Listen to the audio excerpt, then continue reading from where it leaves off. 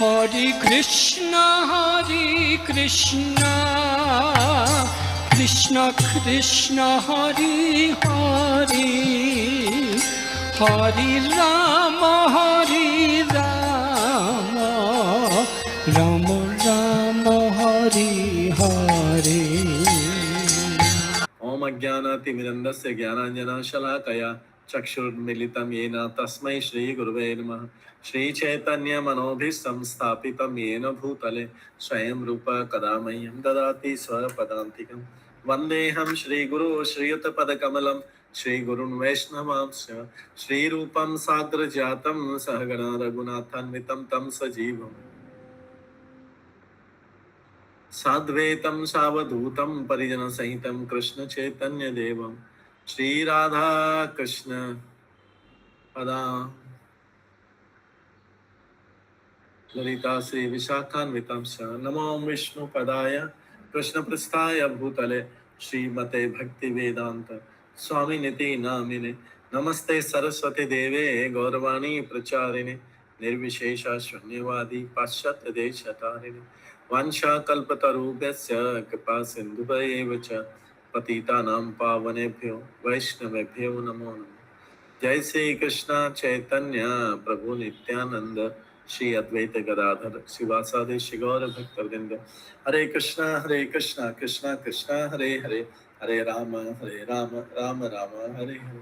ओम नमो भगवते वासुदेवाय, ओम नमो भगवते वासुदेवाय, ओम नमो भगवते वासुदेवाय। नारायणं नमस्कृते नरं चैव नरोत्तमं देवीं सरस्वतीं व्यासं ततो जयमुदीरयेत्। नष्टप्रायेषु भद्रेषु नित्यं भागवतसेवया भगवते श्लोके भक्तिर्भवति नैष्ठिकी। कृष्णाय वासुदेवाय देवकी नंदनाय च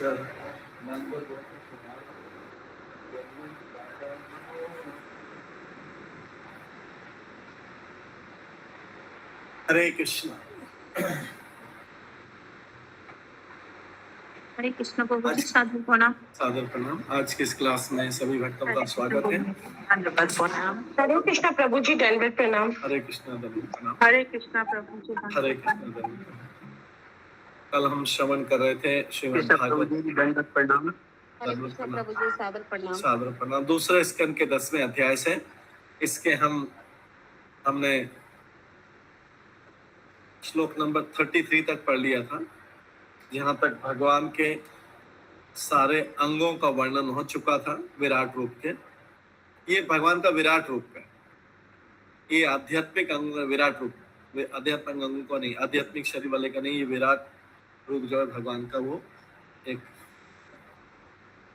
काल्पनिक रूप है। इस तरह भगवान का बाह्य रूप अन्य लोकों की तरह स्थूल रूपों से घिरा हुआ है, जो बाह्य रूप है, जिसका वर्णन मैं तुमसे पहले कर चुका हूं। अब श्लोक नंबर 34 में हम आगे का श्रवण करेंगे। अतः परम सूक्ष्मतम अव्यक्तम, अतः परम सूक्ष्मतमम अव्यक्तम निर्विशेषणम अनादि मध्य निधनम नित्यम वाक मनस परम। अतः स्थूल संसार से परे, ये सारा स्थूल संसार का था। भगवान का विराट रूप भी इस भौतिक जगत में होता है, एक काल्पनिक रूप जिसका जब वर्णन और जिसके सारे अंगों का वर्णन सुना था। लेकिन इस स्थूल संसार से ऊपर, इन 14 लोकों से ऊपर दिव्य संसार है, जिसको आध्यात्मिक संसार बोलते हैं, जो सूक्ष्म से भी सूक्ष्मतर है। सूक्ष्म क्या है? जैसे हमारा सूक्ष्म शरीर है, मन बुद्धि अहंकार, इससे भी सूक्ष्मतर है वो आध्यात्मिक रूप। आध्यात्मिक जो दिव्य है, दिव्य संसार है, इससे भी सूक्ष्म है, हमारे सूक्ष्म शरीर से भी सूक्ष्म है। क्योंकि जब हम दिव्य संसार आध्यात्मिक संसार की तरफ जाते हैं तो अपने मन बुद्धि और अहंकार को भी छोड़ के जाते हैं। जो 8 परतें हैं ब्रह्मांड की, जो 8 लेयर हैं, 8 आवरण हैं, उसमें मन बुद्धि अहंकार को भी छोड़ के जाते हैं, क्योंकि आत्मा ये आध्यात्मिक शरीर उससे भी सूक्ष्म, मन बुद्धि अहंकार से भी सूक्ष्म है दिव्य संसार, आध्यात्मिक संसार। उस आध्यात्मिक संसार का न तो कोई आदि न मध्य न अंत है, अतः व्याख्या अथवा चिंतन की सीमाओं के परे है। वो उसके बारे में हम वर्णन नहीं कर सकते। आध्यात्मिक जगत के बारे में भगवान के अलावा कोई भी वर्णन नहीं कर सकता।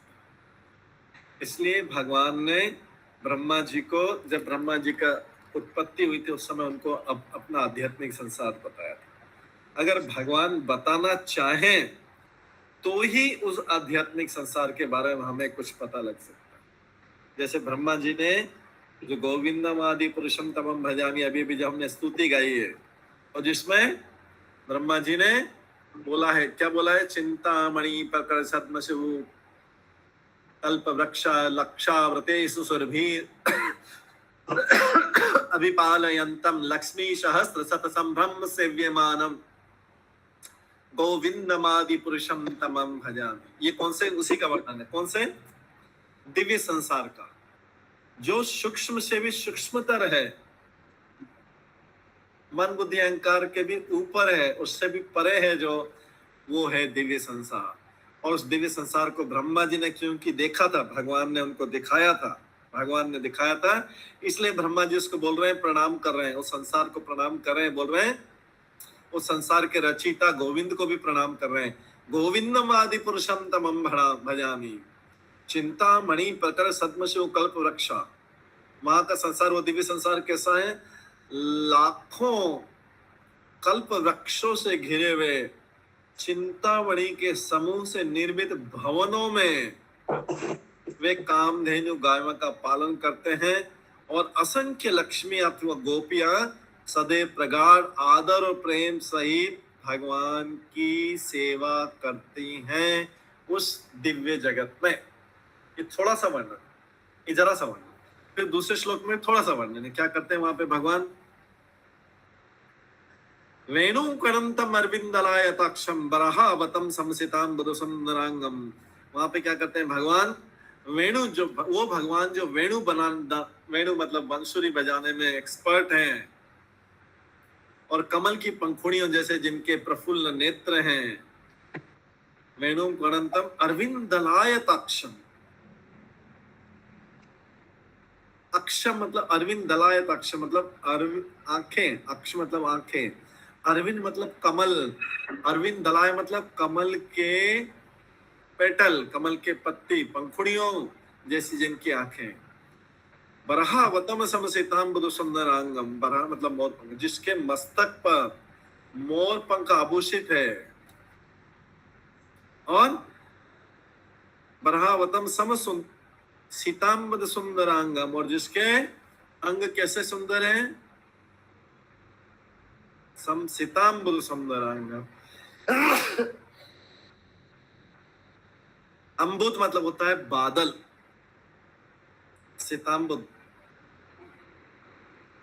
कैसे? श्याम जैसे नीले बादल हैं जिसके, सुंदरांगम जिसके अंदर कंदर्प कोटि कमनी विशेष शोभा, और जिनकी शोभा करोड़ों कामदेव को भी, कोटि मतलब होता है करोड़, कोटि कामदेव को भी लुभा देती हैं।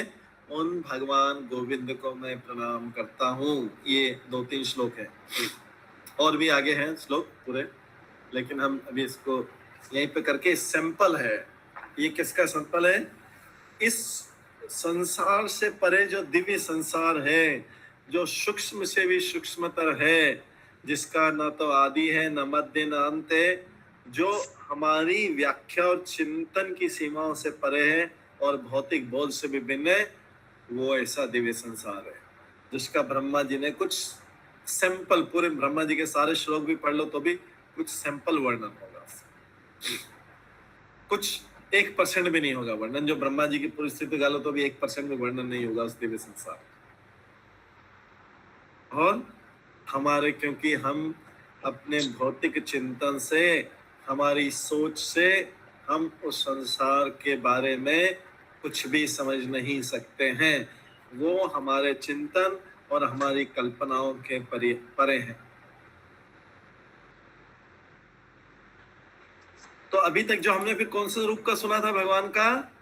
विराट रूप का। और विराट रूप कौन सा है? ये भगवान का स्थूल बाह्य रूप है। तो तात्पर्य प्रभुपाद लिखते हैं, परमेश्वर का स्थूल बाह्य रूप बीच बीच में प्रकट होता रहता है।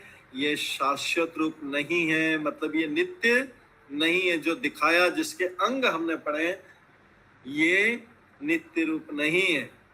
नित्य रूप का तो ना तो कोई आदि होता है, ना मध्य होता, अंत होता है। लेकिन ये रूप कौन सा है जिसका वर्णन हमने सुना था, भगवान के विराट रूप? ये बीच बीच में प्रकट होता रहता है। कभी अर्जुन को दिखा दिया, कभी दुर्योधन को दिखा दिया, कभी किसी और को दिखा दिया विराट रूप। तो परमेश्वर का स्थूल बाह्य रूप जो है, ये विराट रूप, स्थूल बाह्य रूप बीच बीच में प्रकट होता रहता है। अतः ये रूप शाश्वत नहीं है। इसका न तो आदि, न अंत, न मध्य। जिस वस्तु का आदि, मध्य, अंत होता है वो भौतिक कहलाता है, और जिसका नहीं होता है वो आध्यात्मिक है।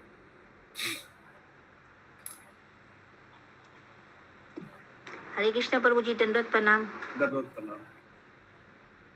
इस भौतिक जगत का प्रारंभ भगवान से ही हुआ है। अतः इस जगत के प्रारंभ में भगवान निश्चय ही, इस जगत के प्रारंभ होने से पहले भगवान किस रूप में रहते थे? सूक्ष्म से भी सूक्ष्म दिव्य रूप में रहते थे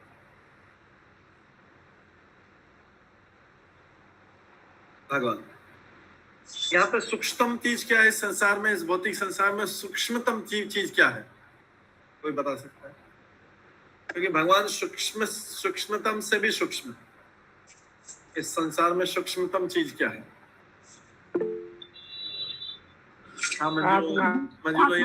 आत्मा। आत्मा तो भौतिक नहीं। आत्मा तो भौतिक नहीं, हमने कल बोला था। हरे कृष्ण प्रभु जी, सादर प्रणाम। सादर प्रणाम। आत्मा तो इम्पोर्टेड है, सूक्ष्म चीज नहीं। आत्मा तो इम्पोर्टेड है, ऊपर से आई है। वो तो सूक्ष्म से भी सूक्ष्मतम है। वो तो सूक्ष्म से भी सूक्ष्मतम है। इस संसार की सूक्ष्मतम चीज क्या है? हाँ, सेकंड किरण माता जी, थर्ड सनातनी माता जी। पहले सेकंड किरण माता जी बोलिए।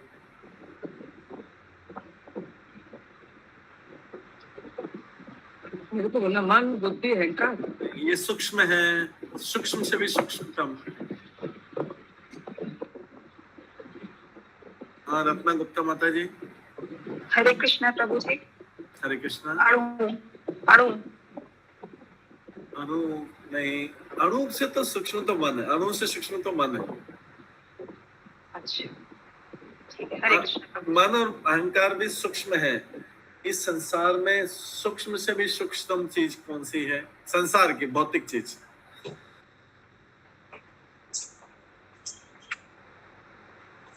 जब सृष्टि की रचना का वर्णन हमने सुना था पहले दिन में, आप मल्लिका माता जी बताइए। हाँ प्रभु जी, पहले तो अहंकार आता है ना, फॉल्स ईगो, फिर उसके बाद बाकी सब क्रिएशन होते हैं, और उसके पहले भी महातत्व और प्रधान रहते हैं। तो सबसे सूक्ष्म तो हमारा अहंकार ही होगा प्रभु जी। उसके बाद फिर जो 5 लेयर बनते हैं, आकाश, उसके बाद फिर उस रे में हम लोग देखेंगे प्रभु जी कौन सा। उस सेंस में देखेंगे, आकाश जब बनता है, ये है तो आकाश सबसे पहले आकाश है सूक्ष्मतम, क्योंकि आकाश से सबसे सूक्ष्मतम मन बोला था। सारे तत्वों में सबसे सूक्ष्मतम तत्व कौन सा है? आकाश है। आकाश। उसी से शब्द की उत्पत्ति होती है, या उल्टा भी बोलते हैं, शब्द से आकाश की उत्पत्ति होती है। तो शब्द जो है, शब्द या ध्वनि या साउंड, जैसे बताया प्रीति माता जी ने, शब्द ध्वनि वो सूक्ष्मतम है। संसार में भौतिक चीजों में बोला जा रहा है। आत्मा तो आध्यात्मिक हो गया। इसलिए हमारा प्रश्न है, संसार की भौतिक चीज कौन सी सूक्ष्मतम है? तो शब्द या आकाश, क्योंकि शब्द के बाद आकाश उत्पन्न हुआ। भौतिक जगत का प्रारंभ, तो भगवान सूक्ष्मतम से भी सूक्ष्म है, उससे भी ऊपर है, दिव्य है। तो अगर हम सबसे सूक्ष्मतम चीज पूछेंगे ओवरऑल आध्यात्मिक जगत, भौतिक जगत में, तो आत्मा सबसे सूक्ष्मतम है।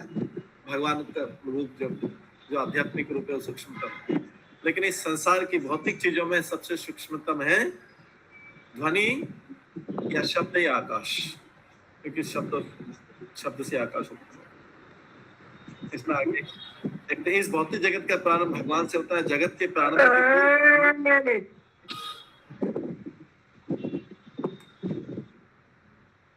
तो मुझे बहुत डिस्टर्बेंस हो रहा है पीछे। म्यूट कर दिया। अतः जगत के प्रारंभ के पूर्व भगवान निश्चय सूक्ष्म से सूक्ष्मतम दिव्य रूप में रहते थे। भौतिक जगत का आकाश सूक्ष्मतम माना जाता है। भौतिक जगत में आकाशीय शब्द बोल दो, क्योंकि शब्द और आकाश एक ही लेवल पे। आकाश तत्व में आ जाता है और शब्द सृष्टि की रचना में पहली चीज आ जाती है, ध्वनि की तरह। तो इसलिए भौतिक जगत का आकाश सूक्ष्मतम माना जाता है। इससे फिर सूक्ष्म मन, बुद्धि तथा मिथ्या अहंकार होते हैं। इससे सूक्ष्म मन, तो आपने से कई उत्तर दिया था, मन, बुद्धि और अहंकार होते हैं। लेकिन तत्वों में और तत्व विषय में जो हम 5 तत्व बोलेंगे उसमें सूक्ष्मतम क्या है? आकाश। लेकिन मन, बुद्धि, अहंकार जो है वो तत्व में नहीं है। वो क्या है? वो उसकी जो रचना होती है, मन, बुद्धि, अहंकार की रचना वो अलग प्रकार से होती है और तत्वों की रचना अलग प्रकार से होती है। हमारा स्थूल शरीर की रचना किससे होती है? 5 तत्वों से होती है। ठीक है।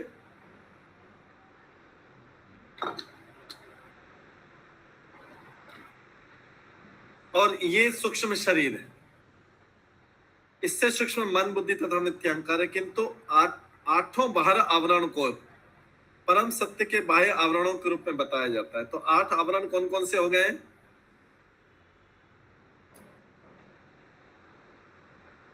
जो 8 आवरण जो हम निकलते हैं इस भौतिक जगत से बाहर निकलते हैं, 8 आवरण का पृथ्वी, जल, अग्नि, वायु, आकाश, मन, बुद्धि, अहंकार, ये 8 तत्व। भिन्ना प्रकृति अष्टधा, ये भगवान भागवत गीता में श्लोक बोलते हैं, जो भगवान की 8 शक्तियां, भिन्ना प्रकृति अष्टधा। तो 8 बाह्य आवरणों की परम सत्य के बाह्य आवरणों के रूप में, किंतु 8 बाह्य आवरणों को परम सत्य के बाह्य आवरणों के रूप में बताया जाता है। ये 8 बाह्य आवरण क्या है? ये परम सत्य के बाह्य आवरण है। और परम सत्य भौतिक अवधारणाओं की व्याख्यान कल्पना से परे, लेकिन वास्तव में जो परम सत्य है, जो भगवान है, अगर उनका बाहरी रूप छोड़ दें तो भगवान सारी यहाँ की सूक्ष्म चीजों से भी सूक्ष्मतम। सारे तत्वों में सूक्ष्म तत्व है आकाश, और मन, बुद्धि, अहंकार तत्व में नहीं आता, ये तो उसके भी ऊपर है, और फिर उसके भी ऊपर है। लेकिन ये सब भौतिक जगत में, इसलिए इसको बाह्य आवरण बोला जाता है। लेकिन उसके ऊपर, उसके भी ऊपर कौन है? भगवान, जो अपने आध्यात्मिक शरीर में रहता है। तो आत्मा तो सारी चीजें, भौतिक चीजें ले लो, सारे 8 आवरण ले लो, उससे भी ऊपर है, क्योंकि आत्मा जाता है तो उससे भी ऊपर जाता है। मालिका माता जी, आपको कोई प्रश्न है? आपका हैंड रेज है या पहले कहूँ? हरे कृष्ण प्रभु जी। नहीं प्रभु जी, हाँ एक क्वेश्चन था प्रभु जी। प्रभु जी, जैसे अभी हम लोग ये समझे कि तत्व में, तत्व के बेसिस पे अगर हम लोग बोलेंगे तो जैसे पहले ध्वनि आती है तो वो सबसे सटल है, वो सबसे सूक्ष्म है। अगर उसके ऊपर भी हम लोग देखते हैं कि महातत्व आते हैं, तत्व में अगर एग्जैक्टली बोलना तो तत्व में आकाश तत्व जो है, तत्व में आकाश तत्व सबसे सूक्ष्मतम है। और जो तत्व से संबंधित जो विषय होते हैं, इंद्रिय विषय में ध्वनि या शब्द, ये सूक्ष्मतम, दोनों सेम लेवल पे। अच्छा। जो पंचभूत बोलते हैं उसमें आकाश सूक्ष्मतम है, जिससे रचना होती है, स्थूल रचना होती है। और जो विषय है, इंद्रिय विषय है, उसमें ध्वनि, इनसे मिलकर रचना होती है ना, जो 24 एलिमेंट होते हैं। तो तत्वों में पहला आकाश सूक्ष्मतम है, और उसी के बराबर उतना ही सूक्ष्मता में ध्वनि, क्योंकि ध्वनि पहले निकलती है, शब्द पहले निकलता है, वो इंद्रिय विषयों में ध्वनि सूक्ष्मता। और फिर मन, बुद्धि, अहंकार का लेवल उससे भी सूक्ष्म, और फिर उससे भी सूक्ष्म है आत्मा या देवी संसार। हाँ, अभी पूछिए। हाँ ठीक है प्रभु जी। तो प्रभु जी जैसे हम लोग को पता, जैसे हम लोग जैसे समझते हैं, जो जैसे आता है फॉल्स ईगो में मिक्स होता है, तब मतलब फॉल्स ईगो जब क्या बोलते तमोगुण से मिक्स होता है, तब जाके ये क्रिएशन होता है। तो उसके ऊपर फॉल्स ईगो आ गया, फिर उसके ऊपर महातत्व आ गया, फिर प्रधान आ गया। तो प्रधान महातत्व को हम लोग क्या तत्व समझेंगे? मतलब वो भी शटल होगा ना उससे और ज्यादा प्रभु जी, कि उसको कैसे समझेंगे प्रभु जी? महतत्व को हम इन 5 तत्वों में, पंचभूतों में गिनती इसलिए नहीं करते कि वो अपने आप में महतत्व के अंदर सारी चीजें हैं ये, इसलिए उसको एक ही वो तत्व इन पंचभूतों से, पंच तत्वों से अलग है। क्योंकि हालांकि ये जो महतत्व भी सूक्ष्म रूप में इनमें है, महतत्व भी इनमें सूक्ष्म रूप में है, बट एक तरीके से महतत्व के अंदर ये सारी चीजें, जो 24 एलिमेंट बोलते हैं, 24 एलिमेंट्स, वो सब महतत्व के अंदर है। एक समझने का तरीका है उनको, वो एक ग्रेट महतत्व, मतलब आप समझ लीजिए बहुत ग्रेट तत्व, वहीं से शुरुआत होती है सारी की सारी, महतत्व शुरुआत होती है, उसके अंदर सारी चीजें। ठीक है। दूसरा, या उसको ऐसा समझना है कि जैसे आप एक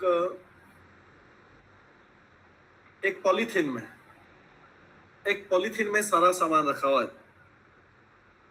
कौन सा? 24 एलिमेंट्स रखे, सारे के सारे आप सामग्री लाए बनाने के लिए पॉलीथीन में रखे हुए। तो महतत्व इज लाइक ए पॉलीथीन, महतत्व इज लाइक ए पॉलीथीन जिसके अंदर ये सारे रखे हैं, उसका कवरिंग, उसके अंदर ही सारी चीजें, राइट। और वो जो है वो सबके अंदर भी विद्यमान है। मतलब जैसे हमारे अंतःकरण में भी बोलेंगे तो हमारे हृदय में भी महतत्व का एक सूक्ष्म हिस्सा है, और दूसरी चीजों में बोलेंगे उसमें भी महतत्व का एक सूक्ष्म हिस्सा है। बट महतत्व अपने आप में एक पूरा आध्यात्मिक आकाश में एक बादल जैसा है जिसके अंदर सारी चीजें हैं। एक जैसे पॉलीथीन पैकेट में सारी चीजें लाते हैं, वो पॉलीथीन पैकेट आप समझ लीजिए महतत्व, उसका इन तत्वों में गिनती नहीं होता, जो 5 तत्व हैं, पंचभूत है, उनमें गिनती नहीं होता। लेकिन महतत्व अपने सूक्ष्म रूप में हर जगह इस संसार में विद्यमान है।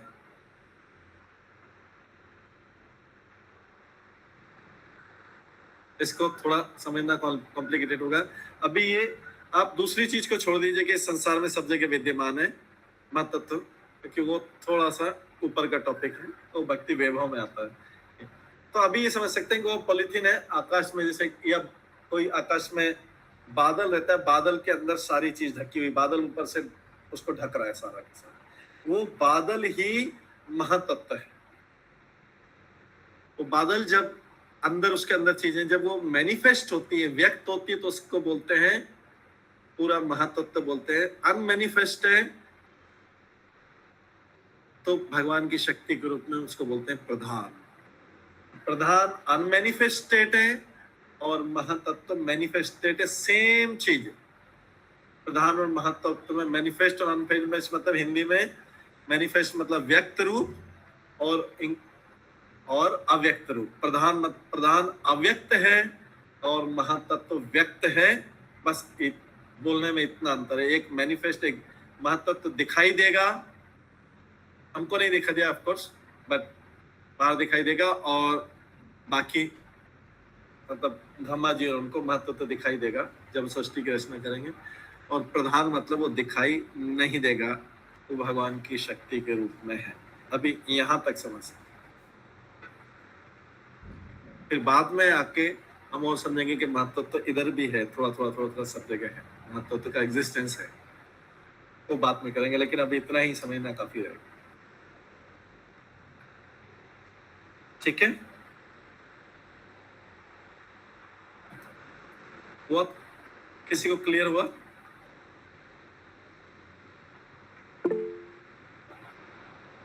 हाँ शिवानी माता जी बोलिए। हरे कृष्णा प्रभु जी, दंडवत प्रणाम। तो जी बेसिकली आपने बताया कि जो महतत्व है वो आध्यात्मिक आकाश में एक बादल जैसा है। यस। और तो ये जो बादल है आध्यात्मिक आकाश का, तो ये बादल क्या भौतिक है या ये आध्यात्मिक है? ये भौतिक है। ओके। आध्यात्मिक आकाश में भौतिक जगत को एक जगह दे रखी है। कितना दे रखा है? 25%। हाँ 25% कोटा उसके लिए है। हाँ 1/4, 1/4। हाँ तो वो ये वाला कोटा है। आध्यात्मिक आकाश अनंत है, ये भी अनंत है, लेकिन ये जो भी कोटा है, जितना भी आप अनंत बोल दो, अनंत का 1/4 ये वाला हिस्सा। ओके ये रिजर्व है। ठीक है। ये उसमें ब्लैक स्पॉट है। हाँ व्हाइट में ब्लैक स्पॉट ये है। ओके। और इसमें सारे इंग्रेडिएंट्स होते हैं। सारे इंग्रेडिएंट्स इसके अंदर।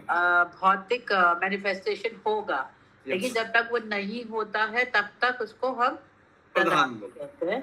और जब वो मैनिफेस्ट, यानी कि जब आई थिंक वो शंभू की दृष्टि पड़ती है और वो मैनिफेस्ट होता है, तो हम उसको महतत्व महातत्व बोलते हैं। ओके। वो भगवान ही शंभु रूप में डालते हैं तो उसको हाँ ऐसा भी बोल सकते हैं, एक्टिव मटेरियल नेचर।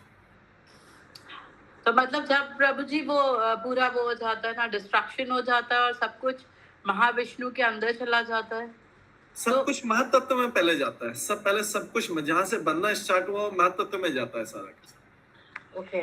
तो महतत्व में जाके फिर क्या ये महतत्व महाविष्णु की कुक्षी में चला जाता है? फिर महातत्व अनमैनिफेस्ट हो जाता है, फिर से प्रधान बन गया भगवान की शक्ति, और वो फिर भगवान के अंदर चला जाता है वापिस। ओके। और फिर से जब क्रिएशन होगा तो फिर से ये महतत्व भगवान की शक्ति के रूप में बाहर आएंगे, मतलब प्रधान के रूप में, शक्ति के रूप में। फिर शक्ति के ऊपर, शक्ति मतलब फीमेल हो गया, और शंभु जब उसमें से दृष्टि जो भगवान की उससे शंभु गए, उस दृष्टि में सारी आत्माएं जीवात्माएं में चली जाती, तो उनका मेल होता है। फिर जो है जीवात्माओं का मेल होता है, शक्ति से मेल होता है, उसमें शंभु दृष्टि में। तो शंभु और शक्ति का मेल हुआ और इस तरीके से फिर आगे मैनिफेस्ट। ओके। शक्ति मतलब पार्वती देवी, दुर्गा देवी, जो भी बोल दो। प्रभु जी समझ आता है, फिर से कंफ्यूज हो जाती हूँ मैं तो, मतलब ठीक है प्रभु जी। हरे कृष्णा प्रभु जी। तो ओरिजिनली पालिका माता जी के कोई रिप्लाई नहीं आया, उनको क्वेश्चन उन्होंने पूछा था। हाँ प्रभु जी, सारी वो हरे कृष्ण देवता। हाँ प्रभु जी, ठीक है, क्लियर हो गया प्रभु जी।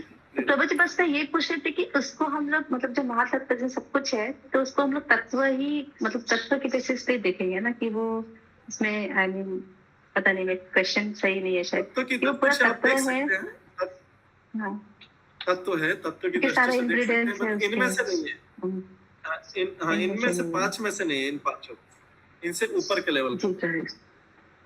तो वो और शटल होगा प्रभु जी, फिर वो और सूक्ष्म होगा। हाँ बहुत सूक्ष्म, और भी सूक्ष्म। ठीक है प्रभु जी। हाँ थैंक यू प्रभु जी। हरे कृष्ण।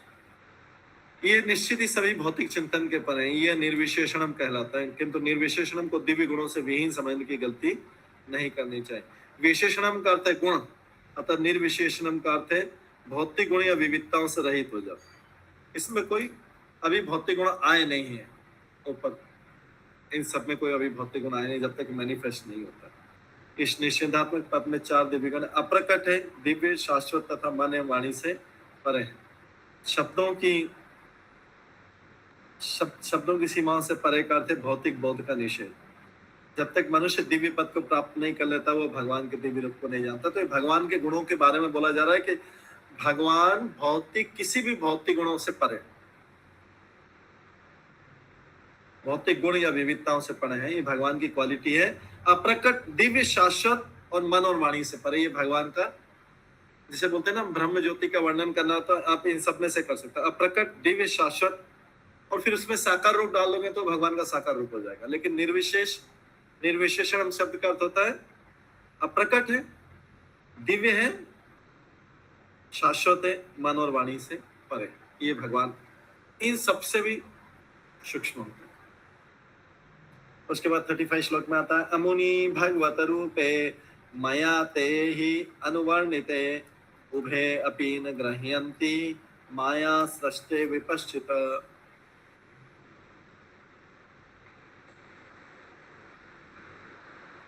तो अब अभी तक जो हमने वर्णन सुना वो कौन से रूप का वर्णन सुना था भगवान का?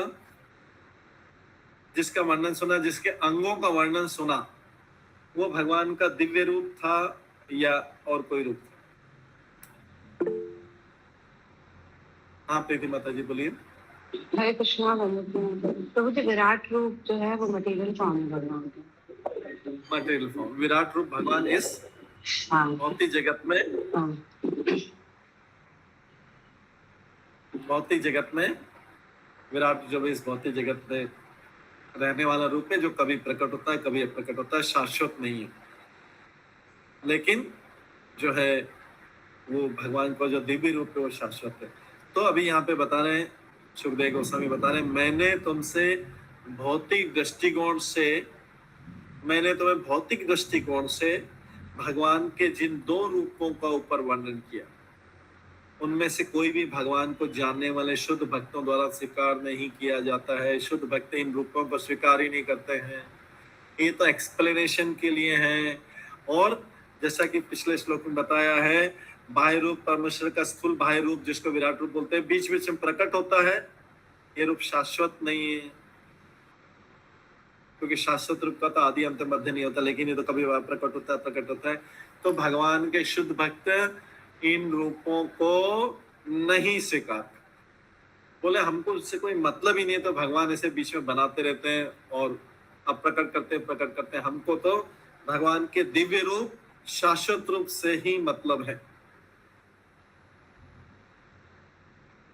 दिव्य शाश्वत रूप है जो दिव्य गुणों में से है, उसमें भौतिक गुण नहीं है, वो भौतिक गुणों से रहित है या निर्गुण है, लेकिन दिव्य गुण है उसमें। भगवान के भक्त उन्हीं को स्वीकार करते हैं। लेकिन क्योंकि भागवतम ग्रंथ तो खाली शुद्ध भक्तों के लिए नहीं बनाया गया है, शुद्ध भक्तों के लिए तो केवल है नहीं, शुद्ध भक्त तो है ही से पढ़ते हैं, लेकिन कुछ दूसरे जो शुद्ध भक्त नहीं वो भी पढ़ते हैं। इसलिए जो है भगवान इसमें अपने विराट रूप का भी वर्णन करते हैं, जिससे सबको ये समझ में आए कि सारे जो हमारे शरीर के सारे अंग हैं वो भगवान के अंगों से निकले हैं। ये समझाने के लिए दिव्य ये जो विराट रूप का वर्णन किया गया। सारी चीजें वहां से निकली, सारे देवता भी वहां से निकले, ये बताने के लिए पूरा एक्सप्लेन किया जाता है। लेकिन शुद्ध भक्त लोग इस विराट रूप की तरफ ध्यान भी नहीं करते ज्यादा। जैसे कोई चीज बच्चों को बताने वाली हो तो बड़े लोग उसको ज्यादा ध्यान नहीं देते, ठीक है जो भी है बड़े लोग ये बच्चों को समझाने के लिए, बच्चों को 1 2 3 या ABCD जिस तरीके से काउंटिंग या अल्फाबेट जिस तरह से सिखाए जाते हैं, बड़े लोग उसकी तरफ ध्यान नहीं देते, ज्यादा उसको समझने के लिए बैठ नहीं जाते। उनको तो पता है कि काउंटिंग कैसे करना है और अल्फाबेट कैसे लिखना है, उनको पता है, तो वो तो उसी तरफ फोकस करते हैं। वो ये जो बच्चों को तरीके बताए जा रहे हैं उस पर ज्यादा ध्यान नहीं देते, बच्चों को जिस तरीके से समझाया जा रहा है। तो जो नास्तिक होते हैं और कुछ केसेस में जो निराकारवादी भी होते हैं, उनको समझाने के लिए ये सारा वर्णन किया गया है, क्योंकि उनको ऐसे समझ में नहीं आएगा। जब भगवान का सुंदर राधा कृष्ण वाला रूप देखेंगे, वो सोचेंगे कि अरे ये भौतिक जगत, ये आध्यात्मिक जगत, ये कैसे, इनका रिलेशनशिप कैसे, हमको तो समझ में नहीं आ रहा है कि ये दोनों 16 साल के 14 साल के राधा रानी 14-15 साल की, और ये कृष्ण, ये सारी चीजें इतना बड़ा भौतिक, जहाँ पे ब्रह्मा जी, हमको तो लगता है ब्रह्मा जी श्रेष्ठ, कोई बोलेगा हमको तो शिव जी श्रेष्ठ, कोई बोलता हमको तो लगता है कि यहाँ पे विष्णु, यहाँ के जो विष्णु पालक है वो श्रेष्ठ। तो लोग कृष्ण को और उनको सब समझ नहीं पाए, तो उनको सबको समझाने के लिए ये विराट रूप के द्वारा समझाया जाता है।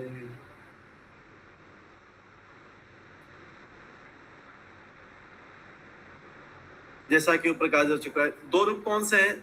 तो मैंने तुमको भौतिक दृष्टिकोण से भगवान के जिस दिन 2 रूपों का वर्णन किया, 2 रूप कौन से बताए थे?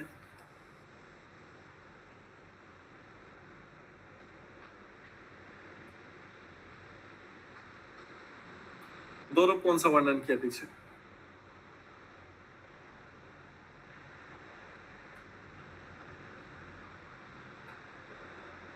दो रूप में, एक तो विराट रूप का वर्णन किया। हाँ कुसुम माता जी, और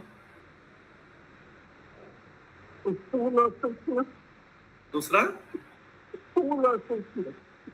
आपकी आवाज नहीं आ रही, दूसरा हाँ स्थूल वाला क्या, सूक्ष्म वाला क्या, जो निर्विशेष वाला है, निर्विशेषणम का अर्थ है भौतिक विविधताओं से, तो उसका भी वर्णन किया था ना। वो भी आप प्रकट दिव्य शाश्वत मनोवाणी से पता है, लेकिन वो निर्विशेष इन दोनों चीजों का, तो उसको स्थूल या सूक्ष्म भी बोल सकते हैं, उन दोनों का वर्णन किया। तो भगवान यहाँ पे बोल रहे हैं उन दोनों, लेकिन भगवान का जो शुद्ध भक्त है वो इन सबसे, वो इनको ज्यादा ध्यान नहीं देता, ना तो निर्विशेष की तरफ ध्यान देता है, ना विराट रूप की तरफ। तो दोनों को यहाँ पे कहा है, जैसा ऊपर कहा चुका, निर्विशेषवादी भगवान के दो भिन्न विधियों से मानते हैं। निर्विशेषवादी दो विधियों से मानते हैं, एक तो विश्व रूप मतलब विराट रूप भगवान की पूजा करते हैं, और दूसरे क्या करते हैं, वो निर्विशेष रूप की पूजा करते हैं, जो अव्यक्त है, अप्रकट है, सूक्ष्म है, उसका वर्णन कर, उसको ध्यान देते हैं। किंतु भगवत भक्त जो होता है इन दोनों सिद्धांतों का स्वीकार कर देते हैं। उनको तो कौन सा चाहिए, भगवान का साक्षात साकार रूप चाहिए शुद्ध भक्त। वो इन सब लफड़ों में पड़ते नहीं, ये बच्चों वाली बात है, लेकिन बच्चों वाली बातें भी करनी पड़ती, क्योंकि समझने में बच्चे भी, बच्चे मतलब जो नए लोग जिनको भगवान के बारे में विविधता नहीं। ये भागवत गीता के 11वें अध्याय में ये विराट रूप ये बताया था। अर्जुन द्वारा बोला था, अदृष्ट पूर्वर्षितोऽस्मि दृष्टा भयेन च प्रवर्तितं मनो में, और तदेव में दर्शय देव रूपम प्रसिद्ध देवेश जगत निवास। भगवान के शुद्ध भक्त के रूप में अर्जुन ने उसके पूर्व कभी भी भगवान के विश्व रूप को नहीं देखा था, किंतु जब उसे देखा तो उसकी उत्सुकता शांत हो गई। लेकिन वह एक शुद्ध भक्त के रूप में अपने लगाव के कारण भगवान के इस रूप को देखकर प्रसन्न नहीं हुआ। ये वही बात हुई जो अभी हम डिस्कस कर रहे थे ऊपर, शुद्ध भक्त उस रूप को देख के प्रसन्न नहीं होता है।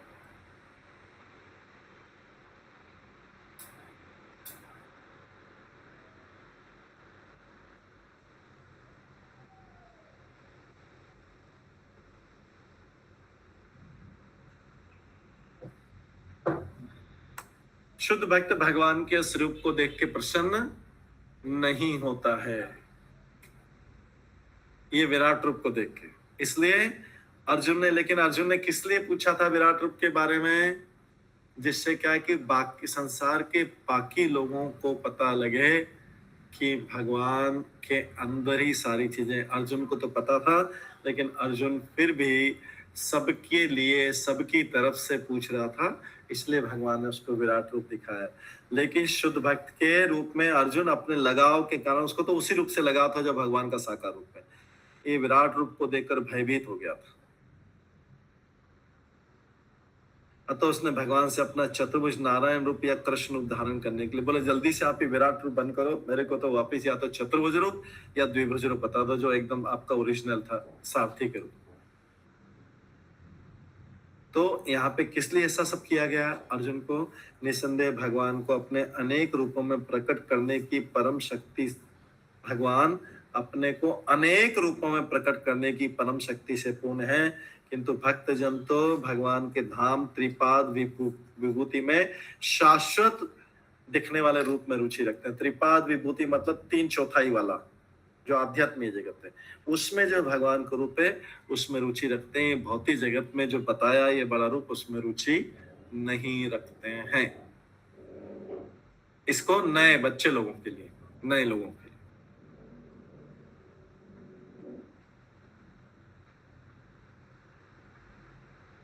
ठीक है। तो जो है इनको, जो लोग को थोड़ा डराना पड़ता है, जो लोग ऐसे सीधे भगवान को समझ नहीं पाते, जो डरते नहीं है, जो सोचते हैं कि हमारे ऊपर कोई नहीं है, अरे हम तो अलग है एकदम, उन सबको लिए भगवान अलग है, उन सबको करने के लिए भगवान को ये विराट रूप दिखाना पड़ता है। देख लो भाई, अभी समझ लो। तुम सोचते हो कि मैं भगवान ने, मैं ये नहीं कर सकता, वो नहीं कर सकता, अभी उसको देख के जब वो डर जाएगा सरेंडर कर देगा, शरणागति, जो सीधे नहीं शरणागति। ठीक है, भक्त जन तो इसलिए भगवान के शाश्वत जो त्रिपाद विभूति में, मतलब 3/4 वाले हिस्से में जो आध्यात्मिक जगत में, तो उससे ही उसमें रुचि रखते हैं। त्रिपाद विभूति में भी, आध्यात्मिक आकाश में भी भगवान के 2 रूप रहते हैं, एक चतुर्भुज रूप, नारायण रूप या कृष्ण का चतुर्भुज रूप, और एक है द्विभुज रूप जो कृष्ण का वृंदावन का रूप है। किंतु भौतिक जगत में जो विश्व रूप प्रकट होता है उसमें कितनी भुजाएं रहती हैं? जो भौतिक जगत में आपने पिक्चर देखा होगा भगवान के विराट रूप का, कितनी भुजाएं रहती है उसमें?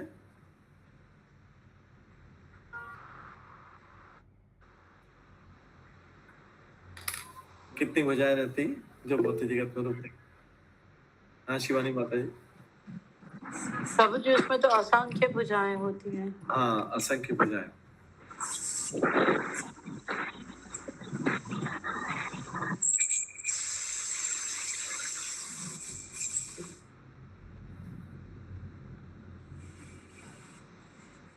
ये जो है असंख्य भुजाएं, अनंत भुजाएं। ठीक है, तो ये बड़ी ज्यादा भुजाएं थोड़ा डराने के लिए, फिर धीरे धीरे ओरिजिनल करके भगवान तो द्विभुज में ही रहते हैं। जिनको प्रेम है वो द्विभुज वाले से सेटिस्फाई हो जाएगा, 2 भुजा। ये इसमें हम देख सकते हैं। देखिए भगवान की कितनी भुजाएं, कितने मुंह, ये विराट रूप है। कितने मुंह है, कितनी भुजाएं। अगर ऐसा भगवान का रूप कहे तो कोई भी डर जाएगा। पीछे सारे जितने भुजाएं, आगे के मुख्य भुजाएं, आगे पीछे सब कुछ जो है भुजाएं, मुख भी ये विराट रूप है। ये इस भगवान इस भौतिक जगत में बताते हैं इस विराट रूप। ठीक है, वही वाला। ठीक है माता जी। हाँ, ये वाला कर लो। ये वाला भी, इससे नीचे वाला भी पैसा। ठीक है, नहीं ये वाला नहीं, ये भी नहीं। ठीक है, वही वाला। ठीक है, हाँ, ये वाला जो सामने है ना, यही वाला। हाँ, तो ये भगवान की ऐसे कितने भुजाएं देखे, कोई गिनेगा तो आगे मैंने पीछे तक सब भुजाएं, अनंत भुजाएं, अनंत सिर हैं। ये है भगवान का विराट रूप। नीचे अर्जुन बैठा है, सहस्त्र भुजाएं। हाँ, सहस्त्र, हजारों गिनती नहीं। और नीचे अर्जुन बैठा है, नीचे जमीन पे भगवान कृष्ण का द्विभुज रूप। इधर प्रार्थना कर और भगवान ने उधर वो रूप बता दिया और अपना विराट रूप बता दिया। भगवान से अभी प्रार्थना करा, मेरे को तो वापस इसी में, यही वाला आपका 2 भुजा। ठीक है, अभी समझ में आ गया मेरे को। ठीक है,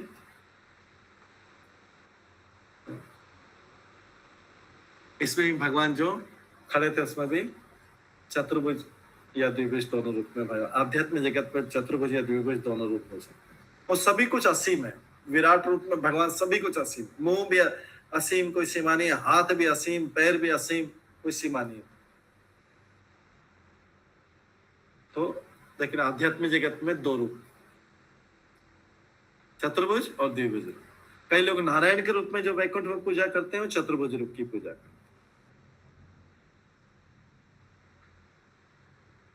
और वहीं से फिर श्री राम, श्री कृष्ण, नरसिंहदेव प्रकट होते हैं। भक्तगण चतुर्भुज रूप की या तो पूजा कर सकते हैं या फिर गोलोक वृंदावन में द्विभुज के रूप की पूजा कर सकते हैं। लेकिन भौतिक जगत में जो भौतिक रूप भगवान विराट रूप बताते हैं, ये आध्यात्मिक जगत में नहीं है, ये वैकुंठ में नहीं है, यहीं के लिए। तो भक्तजन तो शुरू से द्विभुज या चतुर्भुज की पूजा करते हैं, तो ये सब इतना बड़ा देख के भक्तों को अच्छा नहीं लगता। बोले हमें तो वही उन्हीं से प्रेम है। कौन से? या तो द्विभुज या चतुर्भुज स्वरूप से प्रेम। लेकिन ये भक्त किसके लिए, ये रूप किसके लिए? अभक्त या निर्विशेषवादी लोगों के लिए बड़ा वाला जो विराट रूप है। भगवान के भौतिक रूप की कल्पना करते हैं, अंततः भगवान की निर्विशेष ब्रह्म ज्योति में लीन होते हैं। किंतु भगवान के जो शुद्ध भक्त होते तो प्रारंभ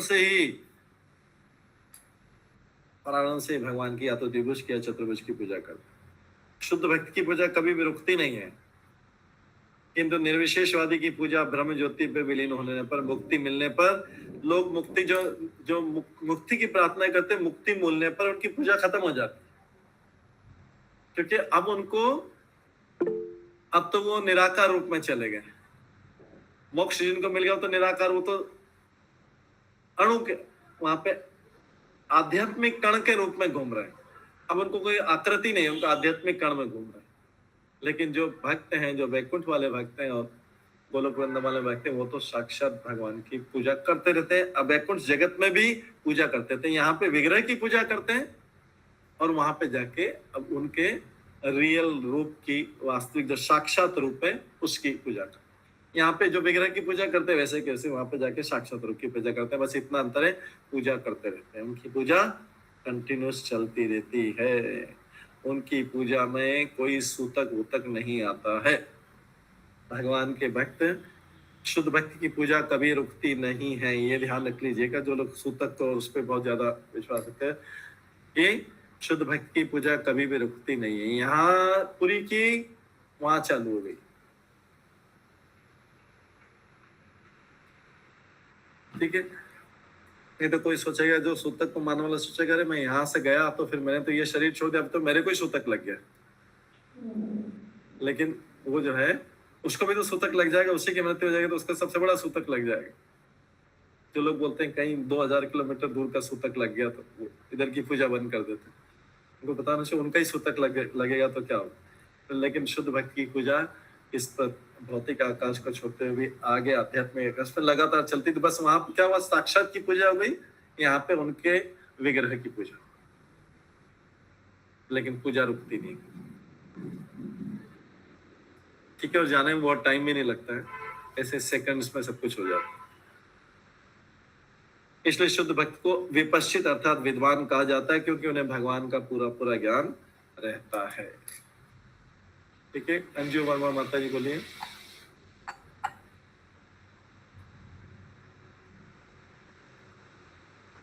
हाँ अंजू वर्मा माता जी बताइए, आप कहाँ? हैंड रेज्ड है।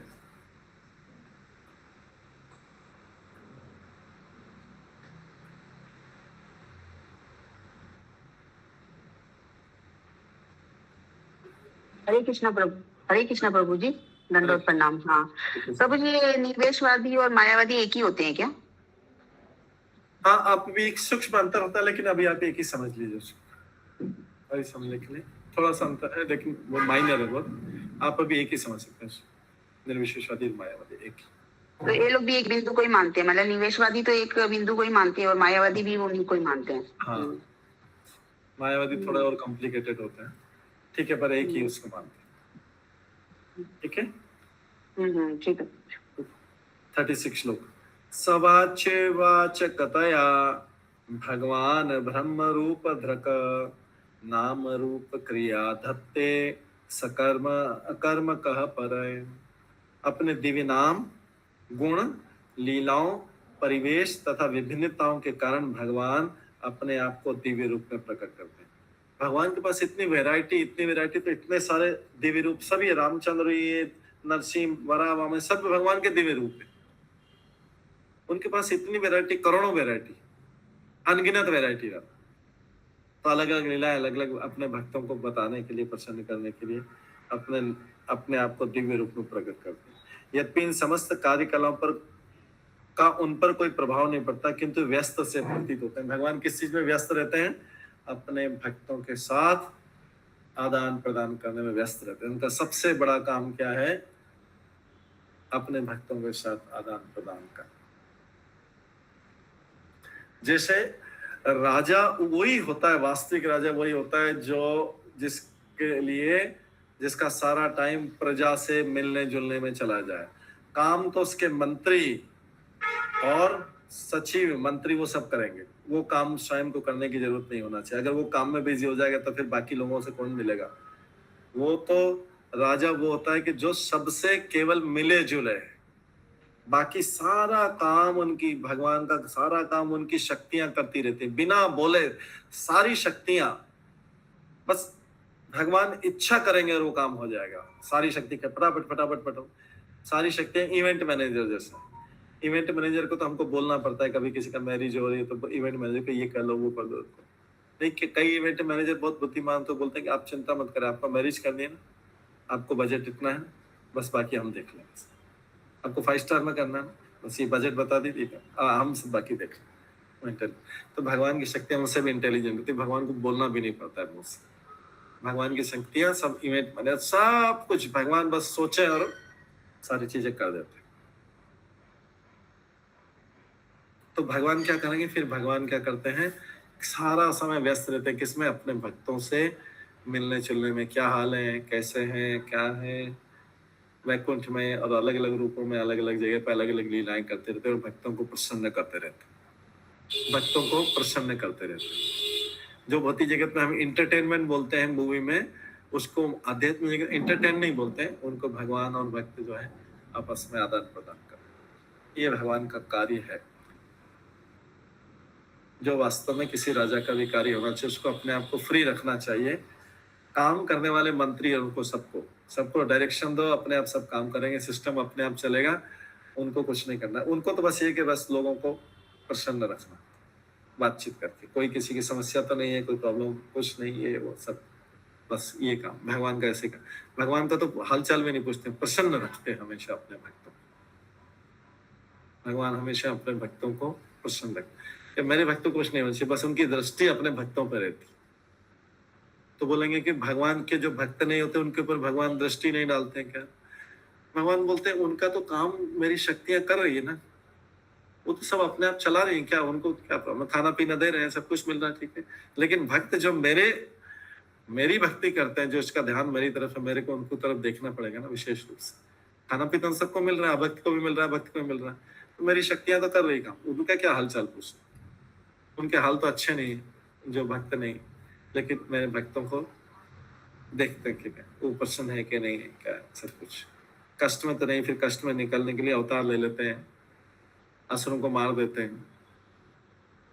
उनके भक्त को उनको लगता है कि ये मेरी तरफ ध्यान देते हैं, मेरे को इनकी तरफ विशेष ध्यान देना चाहिए, आदान प्रदान। बाकी सब तो चल ही रहा, मेरी शक्तियां कर ही रही। ये भगवान इन चीजों में व्यस्त रहते। तो जब भी भौतिक सृष्टि करने की आवश्यकता होती है तो श्री भगवान सृष्टि पालन तथा संहार के लिए संसार में विविध रूप धारण करते रहते हैं। उनकी शक्ति से वो अलग अलग रूप, हम भी उनकी शक्ति, जीव शक्ति ना, तटस्था शक्ति, ऐसे भगवान की शक्तियां उनसे काम चलता रहता है। लेकिन उनको तो भक्त के लिए रहता है, वो भक्त के लिए हमेशा अवेलेबल है, अभक्त के लिए वो अवेलेबल नहीं। अभक्त बोलता रहे, चिल्लाता रहे, भगवान आ जाओ, बहुत संकट है, बहुत क्राइसिस है, बहुत दुख हो रहा है, भगवान सुनते ही नहीं, आवाज ही नहीं जाती वहां। क्योंकि भगवान किसके लिए अवेलेबल है? अपने भक्तों के लिए अवेलेबल।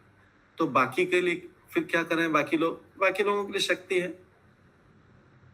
आप तो अभक्त हैं, मेरे को तो मानते नहीं, अब फिर शक्तियां चल रही, आप उधर से मांगे। तो जय श्री कृष्ण प्रभु जी। जय श्री कृष्ण। प्रभु जी क्षमा, एक तरह बोलते हैं कि मैंने प्रभु सबके लिए है, पापी से पापी व्यक्ति के लिए और धार्मिक से धार्मिक व्यक्ति के लिए, सबके लिए प्रभु है। यस। लेकिन वो जो मैंने जैसे बोलते हैं कि निर्मल मन जन मोहि पावा, मोहि कपट छल छिद्र नहीं भावा। मैंने भगवान मतलब इस कलयुग में सबके लिए, मैंने सबको आशीर्वाद देते, सब पे कृपा करते। लेकिन एक तरफ उपनिषद में कहा जाता है कि भगवान जिसे चाहेंगे उन्हीं को कृपा होगा, जिसे चाहेंगे उन्हीं को दर्शन होगा, जिसे चाहेंगे उन्हीं को कृपा होगा। और प्रभु जी, और ये शुद्ध भक्ति क्या है? जो कि मैंने भगवान, जैसे हम तुच्छ प्राणियों को भगवान चाहेंगे तभी दर्शन देंगे, कृपा करेंगे, या फिर सब पे करते हैं? उपनिषद में तो लिखा है कि भगवान के इच्छा के बिना कोई किसी मैंने ये भगवान का कृपा नहीं पा सकता। तो मेरा प्रश्न नहीं है प्रभु जी, ये बहुत जन का प्रश्न है, तो मैं उन लोगों की तरफ से पूछ रही हूँ। तो आपने इसका उत्तर दे दिया। आपने जो सबसे पहले रामायण की चौपाई बोला था, उसको फिर से बोलिए, निर्मल मन जन मोहि पावा, मोहि कपट छल छिद्र नहीं भावा। ये वाला, ये जो आपने चौपाई बोला है, ये शुद्ध भक्त की है जी। आपने उसमें आंसर दिया है, क्या है? मोहि पावा। जिनका निर्मल मन होता है और छल कपट नहीं होता है, वो मुझे पा सकते हैं, तो वो देख लेंगे, तो भगवान उनके लिए है। अगर हर कोई भी चाहता है भगवान को देखना तो भगवान सबके लिए अवेलेबल है, लेकिन उसके लिए कंडीशन क्या है जो आपने चौपाई बोली है? शुद्ध भक्ति, शुद्ध भक्ति, बस वो सब देख सकते तो सबके लिए तो अवेलेबल है। हाँ। लेकिन क्या है कि मैंने भगवान बोलते, भगवान पापी से जितना भी पाप किए, करोड़ों पाप, करोड़ों जन्मों से, फिर भी अगर वो शुद्ध भक्ति करता तो भगवान उनको मिलते हैं। यस, लेकिन उपनिषद में लिखा गया कि भगवान चाहेंगे जो भक्त को उन्हीं को दर्शन देंगे। वो कब उनका चाहते कृपा हैं? कृपा तो सब पे, वो तो माता पिता है, कृपा तो सब पे करते हैं। हाँ। तुच्छ से तुच्छ प्राणी, लेकिन भगवान चाहे उसी को भक्त बनाएंगे। जैसे मीरा, सूरदास जी, नरसिंह मेहता। एक मिनट, ऐसा नहीं लिखा कि भगवान जिसको चाहेंगे भक्त बनाएंगे। भगवान जिसको चाहेंगे उस पर कृपा करेंगे, कृपा कर उनको दर्शन देंगे। हाँ, उनको तो किस जिसको चाहेंगे मतलब जिसका निर्मल हृदय, कपट छल कपट रहित है, तो उसको दर्शन देंगे सब।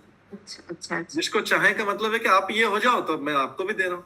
पापी हाँ। के लिए भी अवेलेबल है भगवान। आप मैंने शुद्ध भक्ति में मेरे शरणागत हो जाओ तो मैं आपका हो जाऊं। यस, बस यही तो है भगवान, यही तो बोल। मैं क्षमा प्रभु जी, मुझे पता था, लेकिन 2-3 जन मुझे पूछे थे तो गुरु जी से, वो सुन रहे हैं वो लोग, तो मैं बोली ठीक है मैं पूछ लूंगी। जय श्री कृष्ण, राधे राधे। जय श्री कृष्ण। जैसे बोलते हैं ना कहीं पे मंदिर में सुबह सुबह आरती करने जाना, बोले आपको नहा के आना है, शुद्ध होके आना है, बस ऐसे ही तो बोल रहे हैं भगवान, बोल रहे हैं बस नहा के आ जाओ। नहा के मतलब छल कपट छिद्र इसको मैं आपके लिए हूँ अवेलेबल, बस नहा के आना है। हाँ, मैंने सब चीज, शरीर से, अंदर से, आत्मा सब चीज शुद्ध होके आओ, तब भगवान करे। वो इतना बड़ा विराट रूप है, तो वो भी, उनका भी तो कुछ कंडीशन होगा ना कि हम शुद्ध होने से ही तो वो ग्रहण करेंगे। जय श्री कृष्ण गुरु जी, धन्यवाद धन्यवाद धन्यवाद। तात्पर्य, जब भी भौतिक सृष्टि करने की आवश्यकता होती है तो भगवान सृष्टि पालन और संहार के लिए संसार में विविध रूप धारण करते हैं। मनुष्य को इतना बुद्धिमान तो होना चाहिए कि वो इनकी लीलाओं को सही से जान सके और यह ना सोच बैठे कि वे भौतिक प्रकृति द्वारा निर्मित सांसारिक रूप धारण करके इस जगत में अवतरित होगा। भौतिक प्रकृति से ग्रहित कोई भी रूप, भौतिक प्रकृति से ग्रहित कोई भी रूप संसार में किए गए प्रत्येक कार्य से अनुराग रखता है। जो बहुत बद्ध जीव किसी कार्य के प्रयोजन से भौतिक रूप ग्रहण करता है उस पर भौतिक नियम लागू होते हैं। किंतु इस श्लोक में स्पष्ट है कि यद्यपि भगवान के रूप तथा कार्य बद्ध जीव जैसे दिखाई देते हैं, किंतु भगवान अलौकिक होते हैं।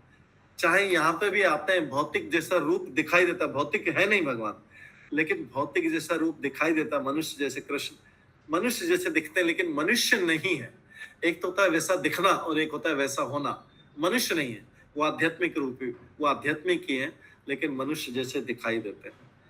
तो वो उनके कार्य सारे अलौकिक होते हैं और भौतिक कार्यों से भगवान अप्रभावित रहते हैं। उन पर कोई यहाँ का कोई फर्क नहीं पड़ता। सुख दुख, लाभ हानि, दिन रात, ये सब उनके ऊपर कोई फर्क नहीं पड़ता है।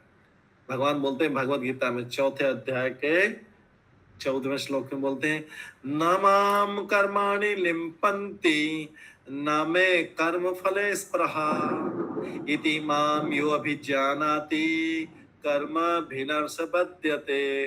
भगवान बोले न माम कर्मणि लिम्पन्ति, मैं तो यहाँ आता हूँ लेकिन मैं तुम्हारे कर्मों में लिप्त नहीं, अपने आप को दूर रखता आता हूँ, तुम्हारे जैसे ही दिखता हूँ, काम करता हूँ, लेकिन मैं इसमें लिम्पन्ति, मैं इसमें लिपट नहीं जाता हूँ यहाँ के कर्मों में।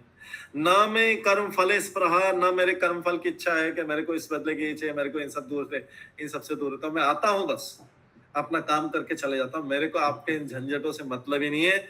न कर्मों में मेरे को लिपटना है, न कर्म लिम्पन्ति उसमें फंसना है, न मेरे को कर्म फलों की इच्छा।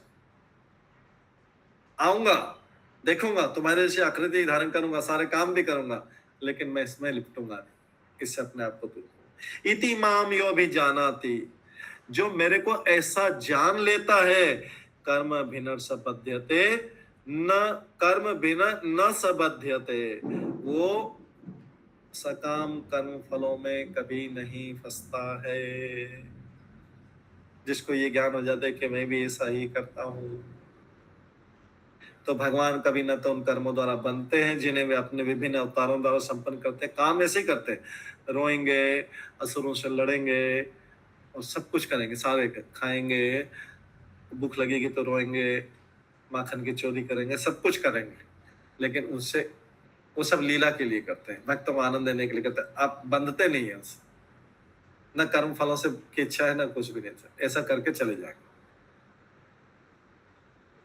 भगवान कभी न तो उन कर्म द्वारा बनते जिन्हें वे अपने विभिन्न अवतारों के द्वारा संपन्न करते, नहीं उन्हें सकाम कर्म द्वारा सफलता प्राप्त करने की आकांक्षा रहती। भगवान के पास तो पहले से ही सब कुछ है, धन है, बल है, यश है, सौंदर्य, ज्ञान है, त्याग की तो सारी शक्तियां हैं। ये सब भी शक्तियां हैं उनकी, जो 6 ऐश्वर्य उनके, सब उनकी शक्तियां। अतः बद्ध जीव के समान उन्हें परिश्रम करने की कोई आवश्यकता नहीं रहती है। जैसे ड्रामा में एक मान ले ड्रामा हुआ, इसमें एक भिखारी की जरूरत है और एक धनी व्यक्ति की जरूरत है ड्रामा करने में। अब मान लीजिए जो निर्धन व्यक्ति है उसको मान लीजिए सेठ बना दिया, उल्टा कर दिया, ड्रामा में उसको उल्टा कर दिया, निर्धन व्यक्ति को सेठ बना दिया बड़ा, और जो धनी व्यक्ति था उसको भिखारी बना दिया। ठीक है, जाके उन्होंने ड्रामा किया, अपना ड्रामा करके अब जो रोल किया था करके वापस स्टेज से फिर नीचे आ गए, ड्रेस चेंज कर ली। तो धनी व्यक्ति ने ड्रामा कौन सा किया था? वहां पे भिखारी का किया था, और निर्धन व्यक्ति ने वहां पे धनी व्यक्ति। क्या वो उससे लिपटे रहते हैं? क्या उससे तो छोड़ा, वो ड्रामा था, ड्रामा किया, अभी वापस आ गया, अपना अपना काम किया। धनी व्यक्ति धनी वाला काम करेगा, निर्धन व्यक्ति निर्धन वाला काम करेगा। वो तो वहां पे ड्रामा किया था। तो हालांकि भगवान तो ड्रामा नहीं करते हैं, भगवान तो सत्य लीला करते हैं, लेकिन भगवान भी ऐसा ही करते हैं। मनुष्य के रूप में आते तो मनुष्य नहीं बन गए, रोल किया, ऐसे रोल करके फिर अपना चले गए वापस। मेरे को क्या मतलब, मेरे को तो आया था लीला करना था, भक्तों को प्रसन्न करना था, मेरे भक्तों को प्रसन्न कर वापस चला गया। ऐसे जगह जगह पर भगवान लीलाएं करते रहते, अपने भक्तों को प्रसन्न करते रहते। अगर वो किसी रोल से लिपट जाएंगे, किसी रोल को पक्का अपना मान लेंगे, ओ मैंने तो ड्रामा में तो सेठ जी अगर सोचेंगे मैंने ड्रामा में तो भिखारी का किया था, अब तो मैं भिखारी बन गया, ऐसा नहीं हो। सेठ जी ऐसा नहीं सोचेंगे, अरे भिखारी था, रोल किया और वापस अभी सेठ जी, तो मैं तो सेठ ही रहूं। ऐसे भगवान, मैं तो भगवान हूँ, भगवान ही रहूंगा। वहां पर रोल लीला किया था, लीला भक्तों को प्रसन्न किया और आगे वापिस आ गए। इसका यही है मतलब, न माम कर्माणि लिम्पन्ति न मैं कर्म फलस्परा। ये इसलिए शिक्षा दे रहे हैं कि हम सबके लिए भी यही शिक्षा है, बहुत इम्पोर्टेंट शिक्षा है, क्योंकि हमारा परिचय क्या है? हम आत्मा हैं। तो आत्मा जब यहाँ पे शरीर का रोल किया, ये शरीर धारण करके रोल करने आया है, आत्मा रोल करने आया है, तो रोल में लिपट नहीं जाना है। आत्मा लिपट जाता है रोल में पूरा के पूरा, उसको तो पता है आत्मा तो दास है, वो तो ओरिजिनली उसको अपने, जैसे सेठ जी को अपनी स्थिति पता होना चाहिए कि मैं तो सेठ जी हूँ, मैं तो भिखारी का रोल करने गया था। ऐसे ही आत्मा को पता है मैं तो भगवान का दास हूँ, लेकिन यहाँ पे भौतिक जगत में आया तो मैं प्रभु का, कंट्रोलर का, नियंत्रक का रोल कर रहा हूँ, लैंड लॉर्ड भी बन गया हूँ, यहाँ पे आके रोल कर रहा हूँ। बस इससे लिपटता नहीं है। आत्मा को अपनी पोजीशन याद रहना चाहिए कि मैं तो आत्मा ही हूँ, मैं तो दास ही हूँ। तो मैं ये यहाँ के आके जो लीला ये रोल किया, जो भी किया, रोल में फंस नहीं जाना चाहिए। तो रोल कर रहे हैं हम यहाँ पे, क्योंकि हमको ऐसा भेजा गया रोल करने के लिए कि आपने ये किया था, लेकिन मैं तो हूँ ही आत्मा ना। तो यहाँ रोल में क्या फंसना है? रोल करके चले। हमारी पोजीशन तो नित्य दासी, शाश्वत सर्वेंट है, भगवान के सेवक। तो हम क्या करते हैं? सबसे बड़ी गलती, यहाँ रोल करने आते हैं, रोल में फंस जाते हैं।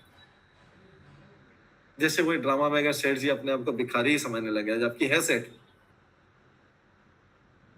ऐसे ही हम नित्य सेवक है। और सेवक किसके हैं? भगवान के सेवक। और भगवान जी तो बहुत बड़े सेठ हैं, वो तो सब सेठों के सेठ। तो वहां की नौकरी नहीं छोड़ना है, वहां के अपना दासता जो भगवान के साथ, वो तो पक्का है। इधर का रोल में वहां के दोनों मिल नहीं जाना चाहिए। उधर का जो अपनी ड्यूटी है, जो हमारी नित्य सेवा है, हम नित्य दास है, वो परमानेंट है।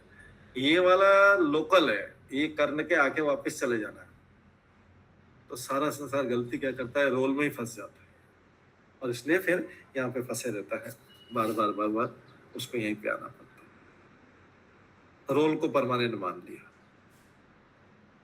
कभी डॉग का रोल करना पड़ता है, कभी मनुष्य का रोल करना पड़ता है, कभी किसी का रोल करना पड़ता है। डॉग को तो समझ में नहीं आता कि वो गलत रोल कर रहा है, अब वो तो फंस गया है, उसके पास तो बुद्धि नहीं। लेकिन मनुष्य को समझ में आता है मैं तो रोल करने आया हूँ, परमानेंटली तो यहाँ का निवासी नहीं हो गया मैं। लेकिन हम सब फंस गए, रोल करने में फंस गए। अतः जो भगवान के पास तो सब कुछ है और हमारे पास भी सब कुछ है आत्मा के रूप में, क्योंकि हम तो ऐसे भगवान के दास हैं जिनके पास तो सब कुछ, जिनके पास धन है, बल है, यश, सौंदर्य, ज्ञान, त्याग है। तो हमारे स्वामी के पास तो सब कुछ है, लेकिन यहाँ के बटोरने लगे, यहाँ के उसमें फंस गए। हम भूल गए कि हमारे स्वामी के पास सब कुछ है। उसके कारण क्या कि यहाँ पे परिश्रम करते रहते। भगवान तो बद्ध जीव के समान भगवान को परिश्रम करने की कोई आवश्यकता नहीं रहती। भगवान भूलते नहीं कि मैं भगवान, लेकिन हम भूल जाते हैं कि हम उनके नित्य दास। अतः ऐसा बुद्धिमान पुरुष जो भगवान के दिव्य कार्यों तथा बद्ध जीव के कार्यों में भेद कर सकता है, जो इंटेलिजेंट है, वो सोचेगा अच्छा भगवान के कार्य है, बद्ध जीव के कार्य, मेरे को क्या करना चाहिए, मेरे को तो भगवान जैसे उनको फॉलो करना चाहिए। तो वो भी कर्म फल से नहीं बंधेगा। उसने देख लिया मेरा स्वामी तो बंध नहीं रहा है यहाँ पे, मेरा स्वामी तो एकदम चुपचाप सारा काम करके निकल गया, मुझे भी ऐसे निकल जाना चाहिए। तो जो बुद्धिमान होता है वो ऐसे ही करता है कि मेरे भगवान निकल गए, मेरे को भी ऐसे निकलना चाहिए। वो भी कर्म फल में नहीं बनता है।